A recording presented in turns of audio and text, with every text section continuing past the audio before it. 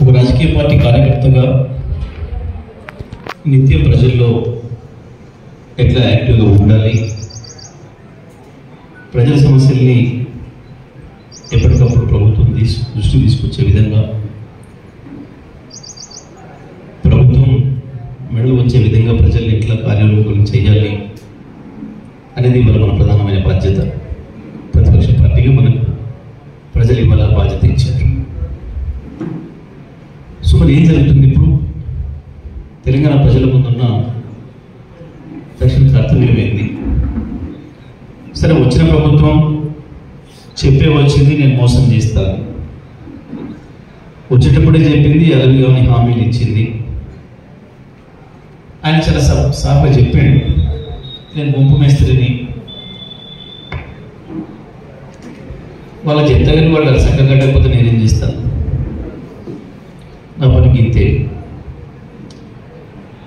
సరే, వచ్చేళ్ళు నెత్తిన కూర్చున్నాడు, అయినా అవునన్నా కాదన్నా ఎలా ఈ రాష్ట్రానికి ముఖ్యమంత్రి నిజమే.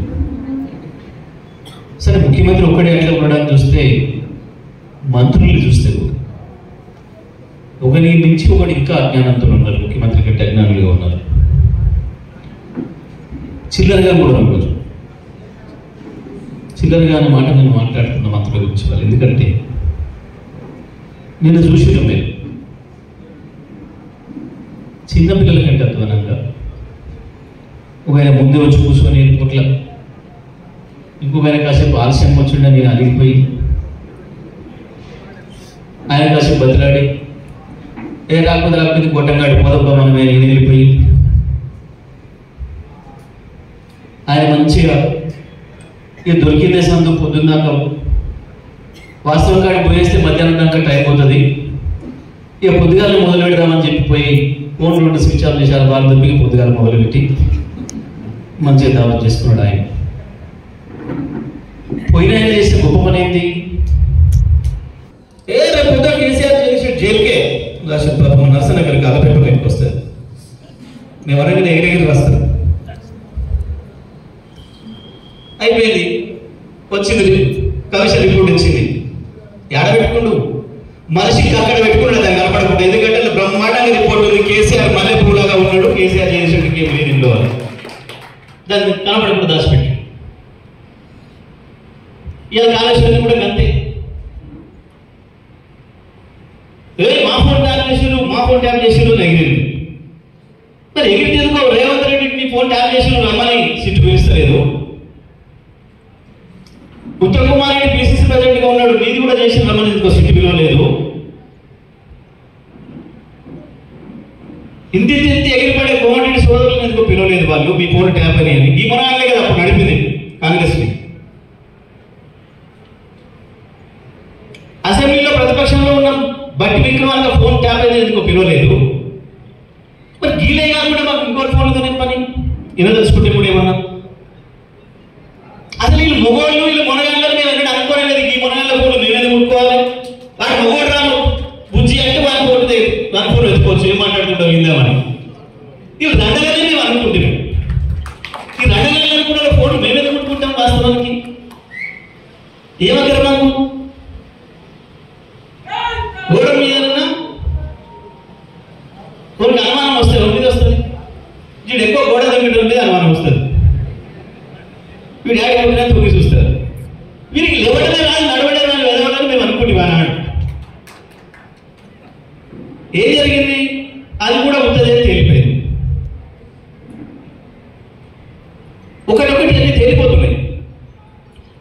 ఇక ఇండియాలో ఇక కొత్తది వెతకాలి అని ఇయ్యాలి మొదలు పెట్టినాడు. ఈడీ రైట్స్ అని ఇద్దరు నేను చెప్తే కదా, ఒక్క కాంగ్రెస్ మీద ఈడీ రైట్ జరగదు, జరిగినా బయటికి రాదు. కానీ ఇలా గవర్నమెంట్ లో 2 ఏళ్ల కిందనే అధికారం పోయిన టీఆర్ఎస్ పార్టీకి సంబంధించిన మంత్రులు వాళ్ళ పిఏలు ఇతరుల మీద జరుగుతుంది. ఈడ ఏసీబీ జరిగినా పైనుంచి ఈడీ వచ్చిన ఐటీ వచ్చిన ఎవరివి? ఈడీ ఐటీలు వీళ్ళ గురువు చీకటి గురువు మోడీవి, ఏసీబీలు సిబిఐ సిఐడీలు ఈయనవి. సిబిఐ ఆయనది, సిఐడి ఈయనది. ఈడీ ఆయనది, ఏసీబీ ఈయనది. ఇవి మొత్తం ఏం పని చేస్తున్నాయి? తెలంగాణ రాష్ట్రంలో కేసీఆర్ మీద మాత్రమే పడుతున్నాయి. వాస్తవానికి ఎవరి మీద పడాలి?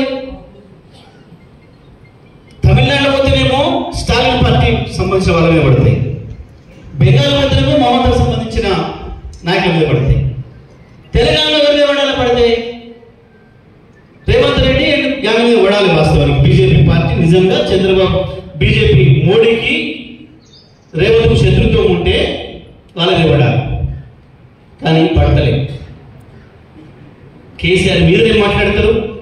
మనం చూసుంటారు మీరు. కేటీఆర్ అట బూతులు అన్నాడట. ఏంటిది బూతు? కేటీఆర్ అన్నది ఇప్పటివరకు అన్న పెద్ద పదం హౌలా. హౌలా ముఖ్యమంత్రి అన్నాడట. దానికి బండి సంజయ్ ఒకటే ఏడుస్తున్నాడు, అయ్యో మా ముఖ్యమంత్రిని హౌలా అన్నాడు, మా ముఖ్యమంత్రిని హౌలా అన్నాడు. బండి సంజయ్కి ఆయనకి ఏం సంబంధం? ఈయన పార్టీ మాత్రం ఒక ఏడవాలి పాపం. బాగానే అన్నడితేనే వీళ్ళు అనుకుంటారు, మేము అల్లేని అని కేటీఆర్ అన్నాడు మంచిగా అనుకుంటుంది అని ఈ మంత్రులు కాంగ్రెస్ మంత్రులు అనుకుంటున్నారు. బీజేపీ మంత్రులు బీజేపీ ఎమ్మెల్యేలకి ఏమో ఏడుపోస్తా ఉంది. నన్ను కూడా నేను ఒక ఆయన అడిగాడు.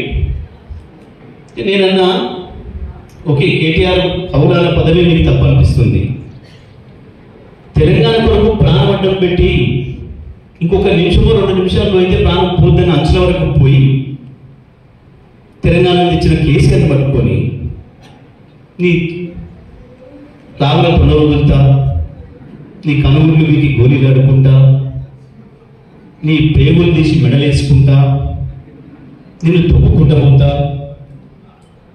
నిన్ను ఉరిదీస్తా, నీ మీద పెట్రోల్ పోసి చంపుతా, ఇట్లా మాట్లాడే ముఖ్యమంత్రి పదాలు మీకు చాలా మంచి గౌరవం కనబడుతున్నాయమని.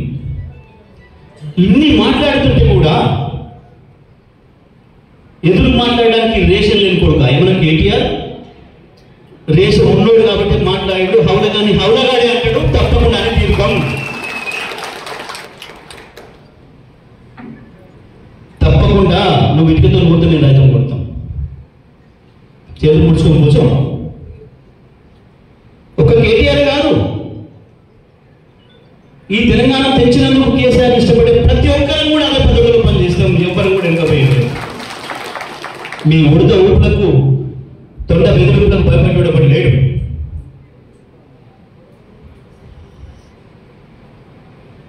పోలీస్ కేసులు పెట్టి ఏదో భయపెట్టిస్తాం, తొండ భయపెట్టించి ఏడక పోతుంది, ఏనుగు దొరక పోతుంది, తప్పించుకుంటుంది, ఎంత దూరం పోతుంది. ఏనుగులో పడితే దొరకదా మనకి? ఆడిపోతావు బిడ్డ, 3 ఏళ్ళే కదా.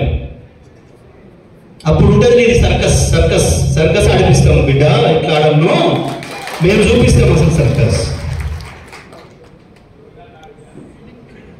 నేనే ఆడిపిస్తా, ఆ పని పెట్టుకుంటా. నేను ఇక బ్రహ్మాండంగా నల్గొండను బాగు చేసిన ఇబ్బంది ఏం లేదు. ఇప్పుడంత కష్టం అప్పుడు చేసే పక్కన లేదు నాకు.